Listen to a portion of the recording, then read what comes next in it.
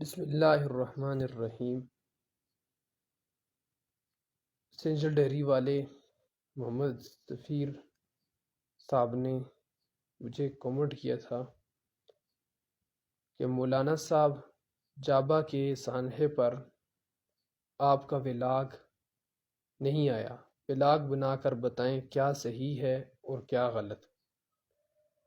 تو کل میں نے ایک ویڈیو بنائی تھی، تو بعد میں میں نے دیکھا کہ وہ پوری نہیں چلی ہوئی تھی، کیونکہ اس وقت سگنل نہیں تھے، انٹرنیٹ نہیں تھا۔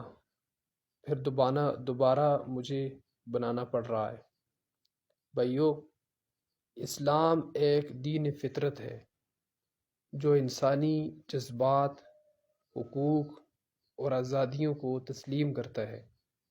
نکاح یعنی شادی ایک پاکیزہ بندھن ہے جس میں مرد اور عورت کی رضا بنیادی شرط ہے۔ نبی کریم صلی اللہ علیہ وآلہ وسلم نے فرمایا، بیوہ عورت کا نکاح اس کے مشورے کے بغیر نہ کیا جائے، اور کنواری لڑکی کا نکاح اس کی اجازت کے بغیر نہ کیا جائے۔ یہ بخاری شریف کی حدیث ہے۔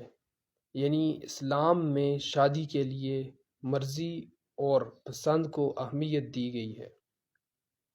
اگر دو بالغ افراد اپنی رضامندی سے نکاح کرنا چاہیں تو اسلام اس کو جائز قرار دیتا ہے، چاہے وہ کورٹ میرج ہو یا والدین کی رضامندی سے ہو۔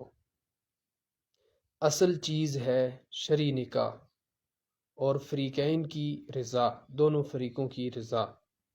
مگر افسوس، آج ہم جہالت کی ایسی طریقی میں ہیں جہاں بعض لوگ اپنی عزت کے نام پر بیٹیوں کو قتل کر رہے ہیں۔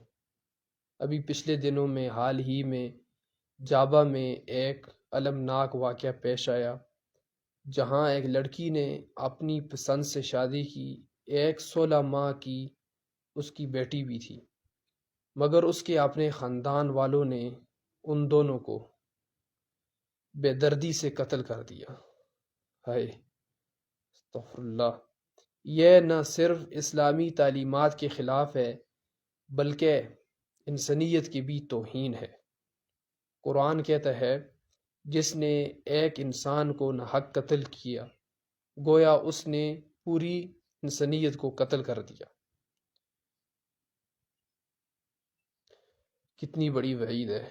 پسند کی شادی جرم نہیں، جرم ہے قتل، ظلم اور اپنی انانیت کو شریعت پر فوقیت دینا۔ ہمیں سوچنا ہوگا، ہم اسلام کے پیروکار ہیں یا جہالت کے؟